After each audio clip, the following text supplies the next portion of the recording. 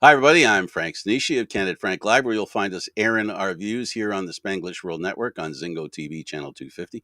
Please remember to download the Zingo TV app at the respective app stores for iOS and Android devices. While you download, make sure you rate and leave a comment. Both apps are absolutely free. Zingo TV is available on Google Chromecast, Amazon Fire TV sticks, Roku sticks, and also on all smart TVs 2016 forward. Now in Candid Live, joining me as usual is Aaron William Freeland. Aaron, good day to you. Good day to you, Frank. How are you doing today? Oh, technology. I really despise technology sometimes. I 40 understand completely. 45 minutes to try and log in here because my computer said, "What's a Word document? Yeah. What do you mean you want to go to Restream?" Let me think about that for 15 minutes. Yeah, no, it's terrible and it's very frustrating and it's a great way to learn to how should I put this? Deal with adversity. You notice the computer is actually running right now. So an older me might have put it through the window or something. I'm glad to see that you've managed to learn to control some of your anger there, Frank. So that's nice. it's all good. Okay, let's start with sports and let's start with the WTA. Tennis players on the brink of a win disqualified after slamming ball into chair umpire's face. What? Yeah, well, tennis can very often be a frustrating sport for those of you who have never played it before. You may never know the joys of going for a rally and watching a ball drop short. But in this particular case here, Mark Polman's playing for Australia managed to volley the ball straight into the net, and he got very frustrated with himself and with the net and with the ball, and whacked it towards the side of the court to get it off the court, as one does, but he put it right off the chair umpire's face. So because of that action, he was disqualified. So, Well, oops. it doesn't matter whether there's intent or not.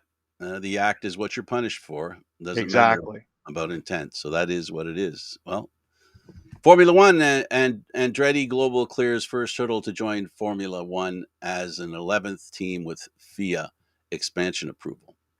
So this is actually really exciting news. Mario Andretti was a Formula One champion in 1978, and Michael himself ran 13 races in 1993. They're representing Andretti Global and Cadillac. So as it currently stands, the FIA has said that, well, congratulations, you meet all the criteria to be an F1 team.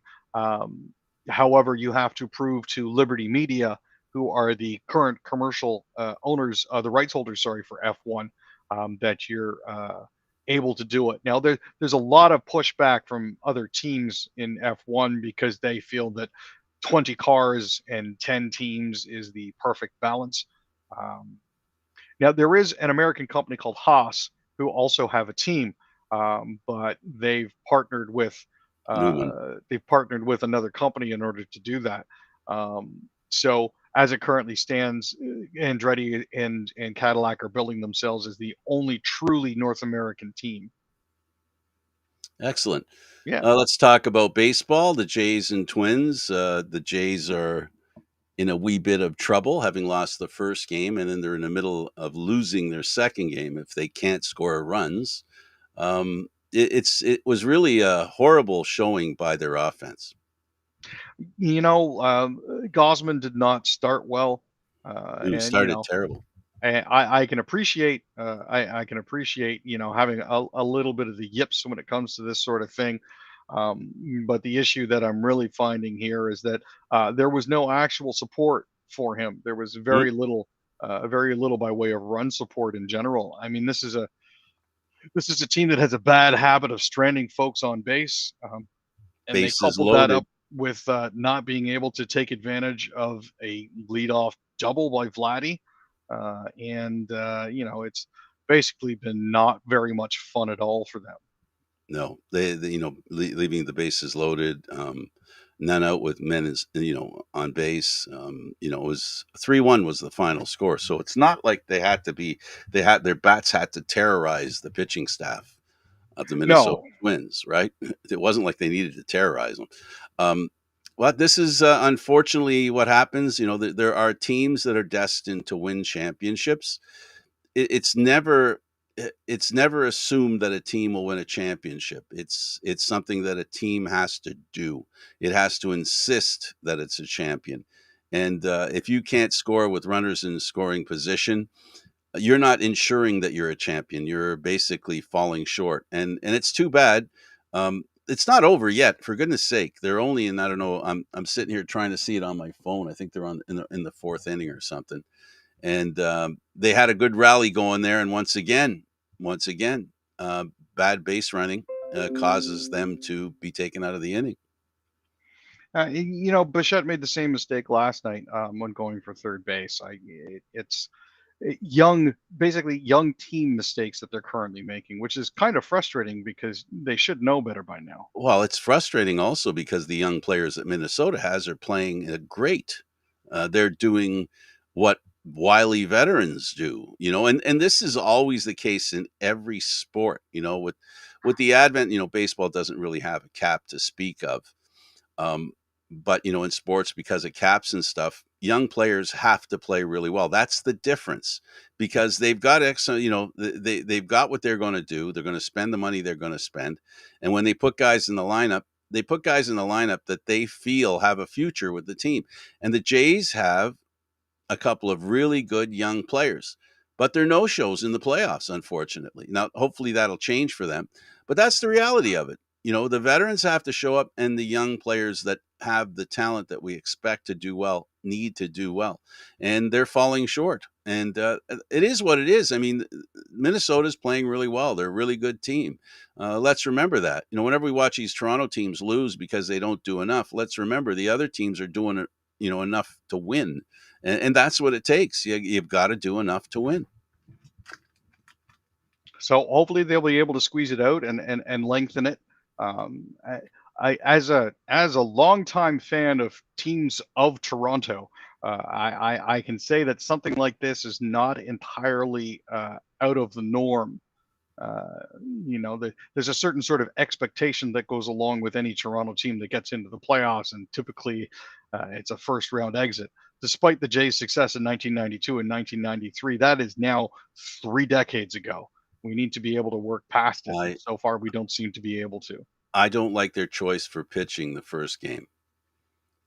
They put a pitcher that Minnesota um, dominated during the few games that I think one or two games they played against them. It was just one, but the kind of hitters that Minnesota are, as the experts were talking about it, and they knew that what they were saying when I was listening. I'm going, well, if that's the case, why is he up pitching? I mean, if Minnesota plays well against him, why are you offering him up? Baseball's a statistical game. It's all about numbers. And this J team's supposed to be all about numbers, right? And they put a guy that doesn't have much of a chance statistically to beat the Twins. They put him in to start pitching. It's too bad, but that's the way it goes, I guess. Yeah, it'd be interesting to see how everything ends on the other side of this. I'm hoping that they'll actually be able to pull their heads out of their butts and do what they need to do, and score a few runs here. But we'll have to see how it all plays out. How about the Rangers and Rays? That has been rather interesting, considering the fact that that was the smallest crowd to watch an MLB playoff game in more than a century. I'm not sure if that's a record to be proud of or not, but there have been attendance issues at the Trop, and I'm not 100% sure why. The Rays are a good team. They're entertaining to watch. They can hit. They run well. But outside of the 2019 COVID-19 season, this is the smallest crowd at 19,704 fans since the 1919 World Series in Cincinnati. So that's I'm not sure if that's a mark of pride or not, but oofa. That's all I got to say about Expo. that. Expo. Speaking of expos, and I don't know if we managed to touch on this before, Tom Brady actually showed up at the Major League Baseball store in New York a couple days back, Mm-hmm. wearing an Expos jersey. Mm-hmm. For those who may not know, Tom Brady was actually drafted by the Expos in 1995 as a catcher. So that's a little bit of trivia for you there. Yeah, that is trivia. Let's talk about Hockey Canada, not Hockey Night in Canada. Hockey Canada, minor hockey players now required to wear bottom layer to dressing room. Now, as part of making hockey more inclusive, one of the things that they're trying to do is they're trying to, for lack of a better term, uh, integrate the dressing rooms, and by that I mean have all of the players on this team all together. That means I'm going to guess it also means including the female players who may be on the team.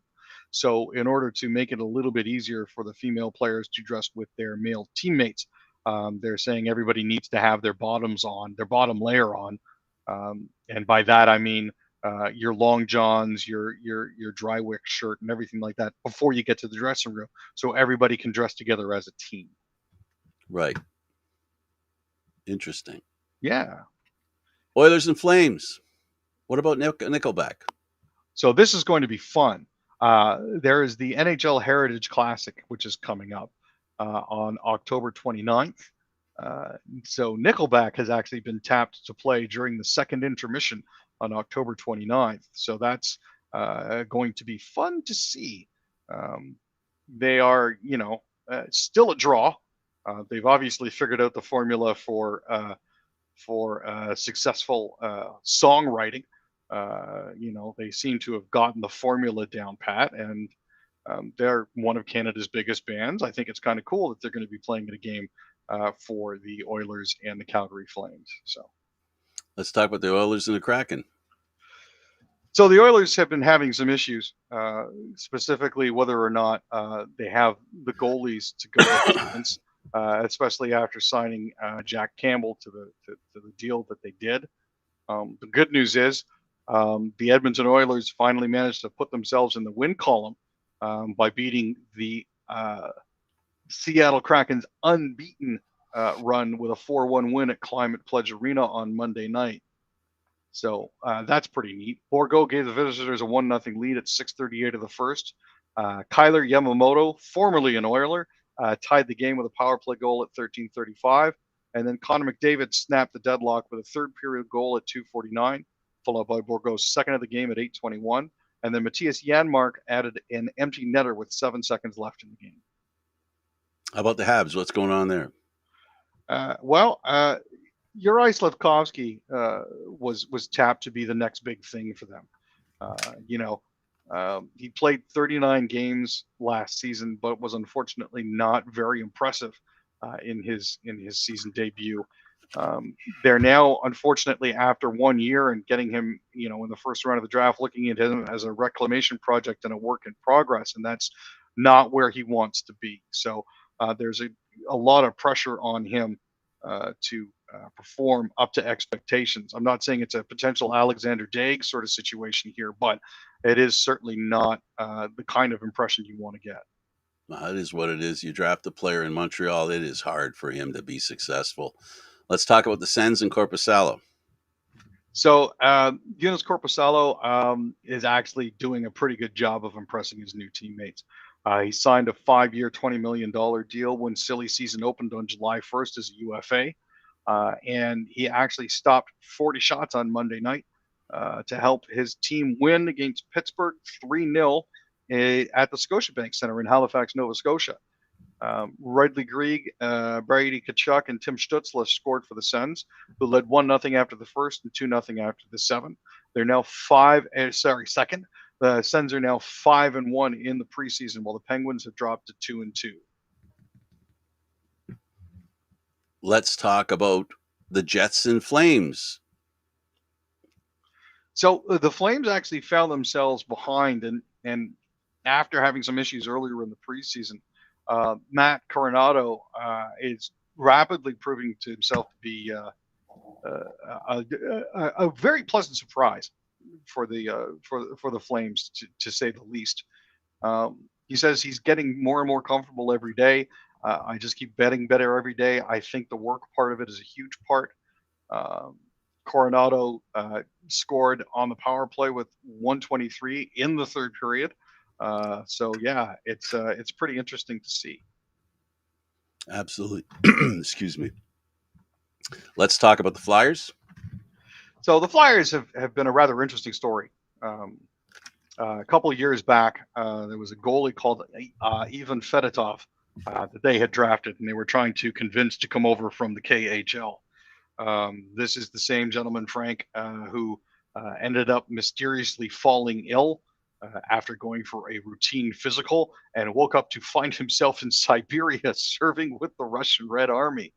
Matvey Michkov, for those who aren't aware, his father was unfortunately found dead last year in some rather suspicious circumstances.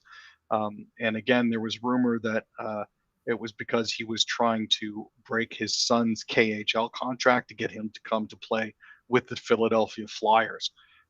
So Michkov had a rough start to the season because his team refused to play him in hopes of damaging his NHL prospects, is the rumor. Um, but with the fact that SKA scored only 8 goals in the 3 games that Michkov didn't play, it was fairly obvious that they were missing him. So, Yeah. it's good for him that he came out and had a big game. Let's talk about the new rules the CRTC are going to apply. So, for those of you who have podcasts, there has been a lot of fur flying lately about the new Bill 11 that has been brooded about. There's a lot of misinformation there. There's a lot of people that are claiming that Trudeau is trying to crush free speech in Canada. What people don't seem to realize is they're only looking at podcasters who make more than $10 million. So for Jimmy and Bobby who like to sit in their basement and carve on the current government, Or Aaron and Frank. well, yeah, There's that. we're not up We're there just under either. at 9 million, so Yeah, we don't need to worry. but you really don't have to worry about that. He's not coming after anybody. As a social media user, you don't have to register. It's just media providing companies who make more than $10 million that the CRTC is particularly concerned with. Yeah. Well, I have no opinion on that because registering, I'm not at this point, as far as what I know is concerned, it wouldn't worry me about registering as long as it didn't cost anything to register. Not as far as I'm aware. No, it doesn't That would cost anything at infringe all. on free speech because then you're saying if you can afford to have free speech, you have free speech. Free Yeah, speech is free. You shouldn't have to pay for it. no See? argument here. Let's talk about Canada and the switch flip polar vortex to replace Canadian heat with chill and snow. So as residents in the Toronto area, which is where I'm based out of, and just north where Frank is based out of, it's been fairly temperate. The fact Yep. that we had 26 degrees this afternoon in the first week of October, I think is a sign that things are a little awry. But there is a polar vortex that is going to be coming through, leading in towards the weekend. That's going to drop our temperatures down a little bit here in Ontario and give us a little bit of welcome rain. But across the prairies, they're looking at temperatures of 4 degrees in the Pas and Swan River, 3 degrees in Brandon, Manitoba. So it's odd to have it coming through this early in the year, but we are looking at a polar vortex, which is one of those weather phenomenon that is. You're not telling me we're going to get snow soon. Is that what you're telling me? It's potentially we could get snow middle of next Okay, week. you're just trying to be nice by saying potentially. What you really mean is we're getting snow early, so get used to it. Yeah, pretty Pull much. out the snow shovels. It's time again. Get on the I galoshes. got somebody over here who's going to be swearing at the window, and I got a couple of dogs that love the snow. Just make sure you take all the fur balls out, all the Oh, snow for balls out that gosh, they're we got giving one. you. Gosh sakes, we've got one that is a fur ball collector. She just collects fur balls. It's amazing, and they're all under. I don't know how she doesn't freeze because they're all around her belly, and she ends up with fur balls that are snow. What he's talking about is snowballs attached to them. It's just weird looking, and it's cold. Let's talk about Canada some more in the House of Commons. They elect Liberal MP Greg Fergus as the first Black Canadian Speaker. This is actually a really cool story. Greg Fergus first came to the House of Commons when he was 14 years old. His job at that point there was basically to bring ice water to MPs so that their throats would remain lubricated while they argued. Um, And now, 40 years later, at the age of 54, as part of a bipartisan secret vote, he has been elected as Speaker of the House to replace Anthony Rota, who resigned earlier this month after a rather unfortunate incident involving a former Nazi soldier. So after the MPs elected him to the role by secret ballot, he said he's going to lead with respect and encourage the other the other MPs to respect each other as well. The speaker, he said, to use the old hockey analogy, is nothing more than a referee. And if there's one thing I know, it's that nobody pays good money to see the referee. They go to see the stars, which is everybody else. Oh, what a I, nice way to put it. it's What does adorable, he say? isn't it? He doesn't really have any power. I think that's what he's trying to say. Basically. Rito Hall apologizes for honoring Nazi veteran. Back, this is sort of an addition to that story, a follow up, if you will, the Um, prequel to the Fergus uh, installation. So, as part of the decision to invite Yaroslav Hunka, it was also revealed that there was another individual named Peter Savarin, who was a former chancellor of the University of Alberta and leader of the World Congress of Free Ukrainians, who was named a member of the Order of Canada under Brian Mulroney in June 1987, who also fought with the Waffen SS Galicia Division, the same one, coincidentally, that Yaroslav Hunka fought with. Oh boy. There was no issue with giving him the Order of Canada then, and after the furor that was kicked up over, him being honored in the House of Commons, the Governor General's office is kind of regretting that decision at this point. Now, since Savarin passed away in 2017, his membership as part of the Order of Canada is terminated, so it can't be revoked. The Governor General's office has said they're going to acknowledge the mistake and try to make sure that something like that doesn't happen again. Uh, I can understand how something would happen like this, and my understanding of history in Canada, my age. The Ukrainian community has done wonderful things for this country. They have the ones that came here after the war. They are the heartbeat of our farmland in the Midwest. They were given an opportunity, land, and they have done a lot of great things with initiating the expanse growth of wheat and such other crops. And I think what happens in cases like this, we're proud of our immigrants, right? But I guess what we have to do is the same thing we had before. In our rush to show appreciation for a group of people justly, there's nothing wrong with appreciating what Ukrainians have done. Unfortunately, we picked a Ukrainian that was doing something else that maybe he shouldn't have done. He is not the rule. He is the exception. So let's remember that, folks. This is something Canada made a mistake in a haste to be appreciative of our immigrants. We sometimes aren't careful enough. And that's the lesson I think they have to learn here is that when you bring somebody in, you have to make sure they are who they say they are. And they're not going to admit to doing egregious things at another time in their lives. They're not going to do that. So it's up to us to figure that out. And it's too bad this all happened. And it really does.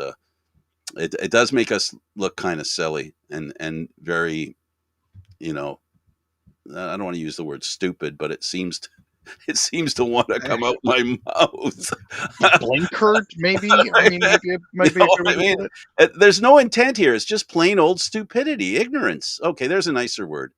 Outrageous ignorance. Speaking of outrageous, says BC Premier Eby. So, the John Rustad is now the leader of the provincial Conservative Party. His first question ever in BC's House was, "Will the minister admit that the sexual orientation and gender identity program 123 has been divisive and an assault on parents' rights and a distraction to student education?" Eby wasn't having any of that, and quite frankly said, "Yeah, come on, like if you're going to ask a question, there should be a better question that you could ask, as opposed to asking about something that could potentially harm a child, which a lot of people need to be aware of. Individuals in the LGBTQ community are more likely to unalive themselves than heterosexual and cisgendered students. So promoting something that could potentially help those individuals is not a bad thing. Okay. Manitoba NDP to form majority government in historic win for First Nations premier. So this is the election that we mentioned earlier that we would be following up on. Bob Canoe is a First Nations individual. He is Canada's first First Nations provincial premier. Um, Canoe's late father was not allowed to vote as a young man under Canadian law. The NDP's victory, however, has brought about the resignation of both the PC and Liberal Party leaders in Manitoba. They are actually cleaning house there. Heather Stephenson announced she would step down from the helm of the PC party after several of her cabinet members lost their seats in Winnipeg itself. The provincial capital actually holds 32 of the 57 legislature seats. Dugald Lamont also resigned after he lost his own Winnipeg riding, and his party was reduced to one seat from the previous three. So this is a huge shift in the politics in Manitoba. I'm guessing after 7 years they'd had enough of the progressive conservatives, um, and this is where we're at. So we'll be looking to see if Premier Canoe follows up on his promise to start investigating the landfills as he had promised he would during his campaign, and we'll keep everyone posted on that. The Freedom Convoy. Organizer Pat King asked to move trial out of Ottawa. So, an Ontario judge has said that he's unlikely to grant Pat King's request to move his criminal trial out of Ottawa.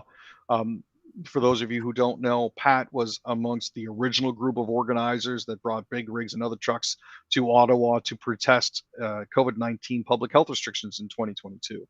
Um, Natasha Calvino, his lawyer, told the court Tuesday that his name had been highly publicized ever since then. And she's arguing that he wouldn't be able to get a fair trial. It's unlikely, however, that the judge would be willing to move it because the crimes were committed in Ottawa, therefore he should be tried in Ottawa. Unfortunately, the negative press around that, I think, is all of his own doing. So that's on his own head. Actions, unfortunately, have consequences. Um, so he's going to be finding out. Can we send our Uber bills to CN Railway? I'm sorry, what?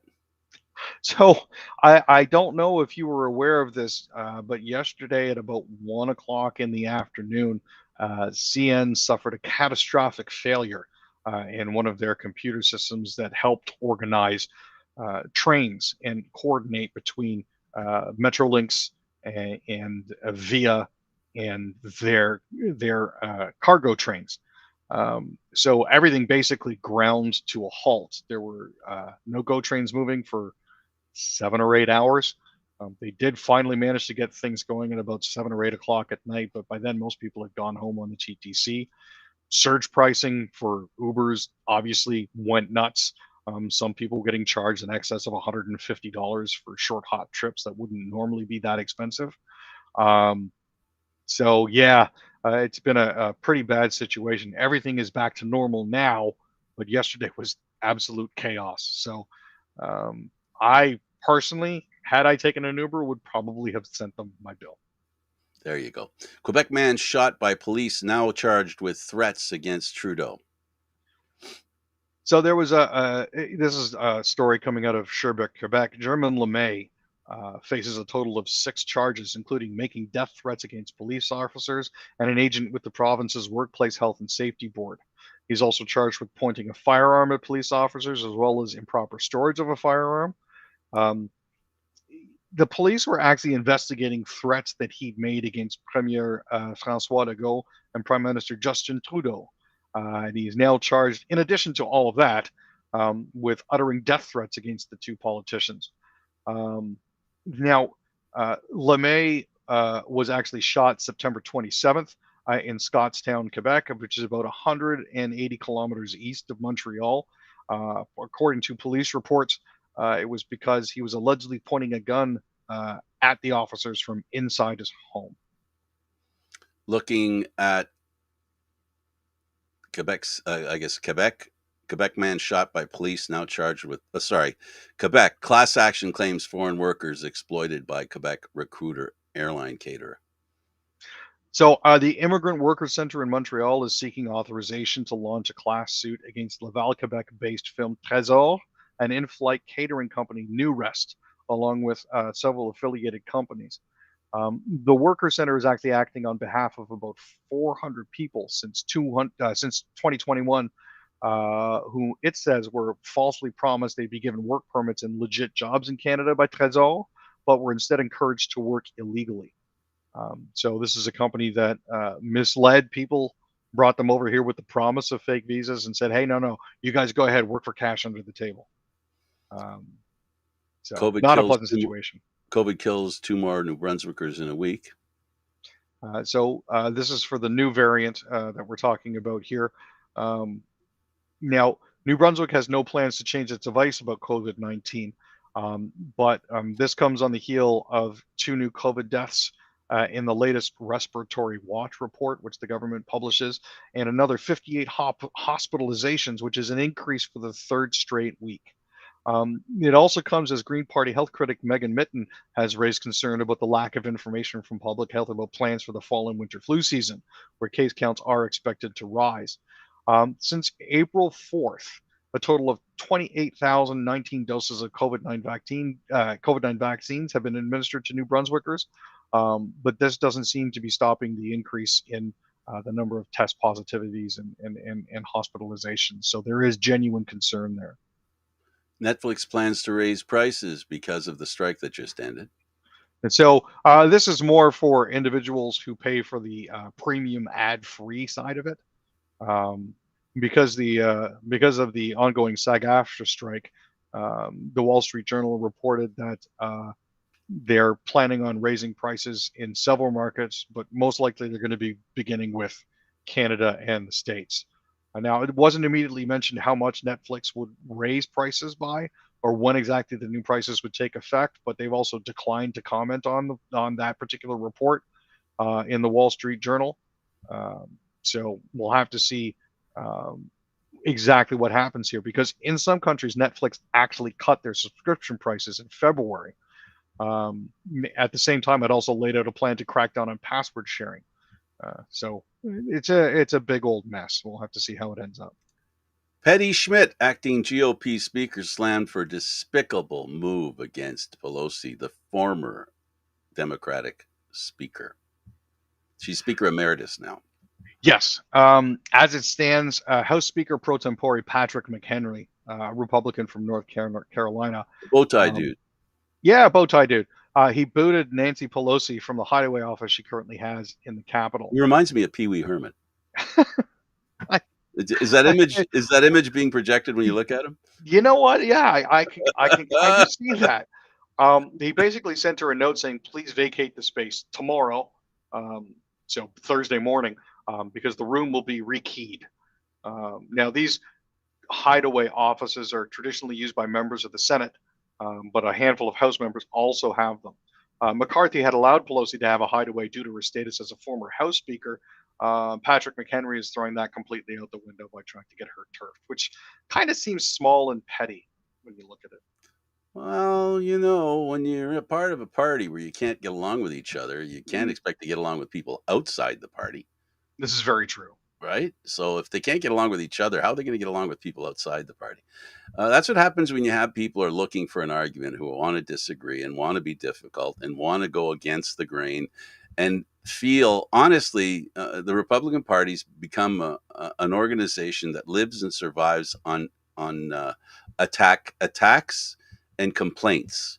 So they attack, create a complaint, and then they raise money on the complaint. It's hilarious. It's not actually, I shouldn't say it's hilarious. It's unbelievable. It's making a mockery out of democracy. It really is. Okay, after judges, that was my part. Unless you wanted to add something else after that. No, I'm good with No. that. Okay. After judges rebuke, Trump returns to court for third day for fraud lawsuit, but he left in the middle of the day, by the way. Yeah, there were also 6 or 7 bags of McDonald's that were delivered to the courtroom for him. And they were only Uh, for him. his lawyer brought her gaming laptop. Couldn't figure out how to turn off the strobing keyboard. It's been an absolute comedy of errors. But yeah, you know,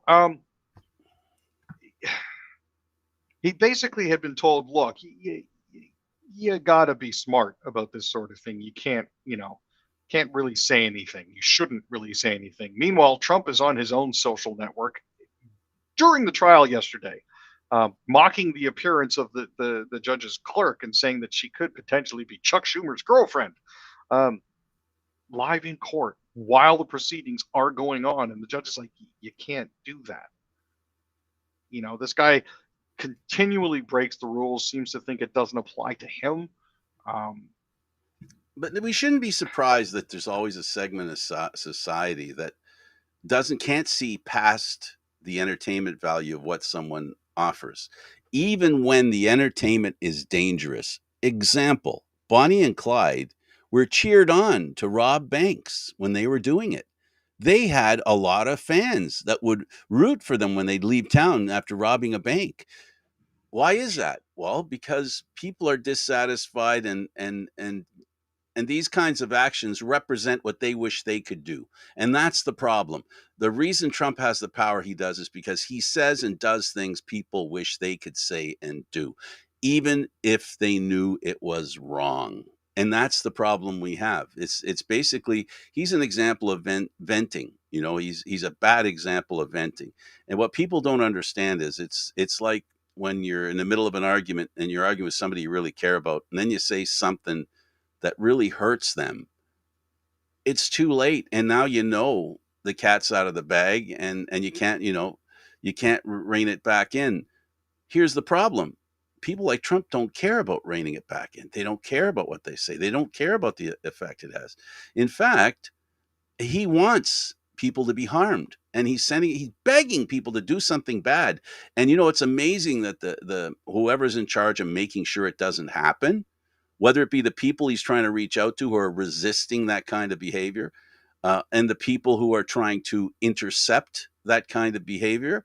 They're doing an awesome job till now, Aaron. They need to be congratulated. That's what I get out of this myself. With the stuff that he's saying and doing, there has to be a lot of restraint out there. People are acting decently and ignoring him as far as acting on his words, and or the people whose job it is to protect everyone from a person like Donald Trump are doing a good job. And I salute both those groups of people. yeah, dealing with this particular individual at the best of times is never easy. It's not a task I would wish on anyone. So those that are tasked with doing it really do deserve to be saluted for the job that they're currently doing, because Well, it's not it's really easy to support him if you're not the one he's going after. very If it's true. your family, he's not going after. If it's not your daughter, if it's not your son, if it's not your grandfather, or grandmother, if it's not them and you can root for them, good for you. But if you could talk to somebody who's be in the line of fire, his vitriol, right? Because he's very vitriolic, and he's someone that I hope slowly but surely people are quietly, Aaron. Um, you know that old saying, "Be nice to the people on the way up the ladder," because they're the same people that you meet on the way down. There are a lot of people that if he starts slipping down a rung, there are going to be a lot of people who've greased a lot of the other rungs. And he will be surprised the people who will turn their backs on him, because I think pretty much most of the people are fed up with him. All the other stuff that's going on and the fact that people are still willing to vote for him. I have an opinion on that, and I don't even know if I have time to throw that opinion in. Okay, I got 30 seconds. Go for it. I think the reason why he gains popularity is because nobody on his side of the equation criticizes what he's doing when they should. Yeah, he strikes me as the type of individual who hasn't heard the word no a lot. Well, he also hasn't heard be responsible, and again, I repeat, if nobody on his side of the equation points out that what he's doing wrong, the people in that group that follow the group, like what we're seeing with running for the Republican ticket for president. The reason he's winning so well is because they're not attacking him. Nobody's attacking him. They're all supporting him. So what's the message that everybody's getting? Well, he must be right. Until people start being honest about this guy instead of excusing his behavior, he's going to keep getting popular, because everybody loves a strong man until that strong man's foot is on your neck. And folks, his foot is going to be a lot of people who thought that he was on their side. That's who people like Trump are. You want to do the last word? No, I think that pretty much sums it up, Frank. Oh, okay. Well, I okay. know. All right. I was kind of hoping you would, but you're not going to. All right. Then I'll just say thank you, Aaron. Thank you, Frank. For Aaron William Freeland, I'm Candid Frank Stanisci. Thank you for watching Candid Frank Live, Aaron Mondays, Wednesdays, and soon to be Fridays with Leaf Talk. This show can also be heard on the Spanglish World Radio Network for Candid Frank Live, other news, entertainment, and sports program we offer. You can watch it on SpanglishWorld.ca or Candid Frank Stanisci 1030 on YouTube. Thanks for watching, everybody. Until next time.